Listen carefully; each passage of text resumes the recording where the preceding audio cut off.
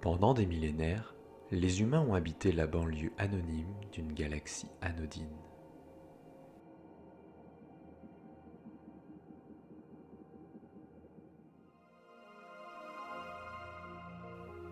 Contrairement à ce que prétend la propagande fédérale, la conquête spatiale n'a pas commencé au XXe siècle.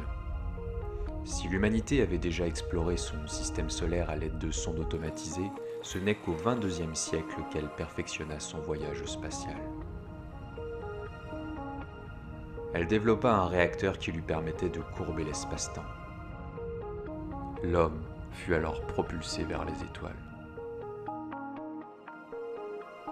Au cours de cette conquête de la Voie lactée, les humains rencontrèrent d'autres formes de vie, des plus élémentaires aux plus avancées. Deux espèces sentientes furent découvertes. Si l'une d'elles s'était éteinte il y a plusieurs millénaires, l'autre tenta de résister à la conquête de l'homme. Elle fut finalement balayée. Sur cette espèce au bord de l'extinction, qui se décomposait sous l'effet d'une arme biologique, les humains prélevèrent une technique avancée. Ce butin technologique permit de perfectionner le réacteur de facture humaine bien au-delà des espoirs les plus fous. L'homme pouvait comprimer les distances astronomiques au creux de sa main.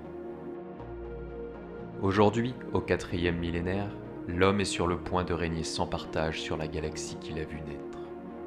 Depuis le secteur qu'il contrôle, nommé la Bulle, il lance ses expéditions conquérantes dans l'inconnu.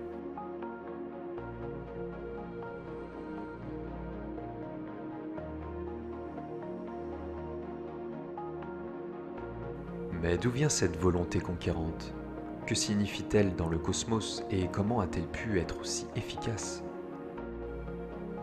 Hanté par cette question, j'ai commencé à explorer la galaxie. Ce que j'allais y découvrir sur l'homme m'amènerait au point de non-retour. Mais plutôt que de raconter la fin, peut-être devrais-je revenir au début. Chargement FSD en cours. 4, 3, 2, 1, activation.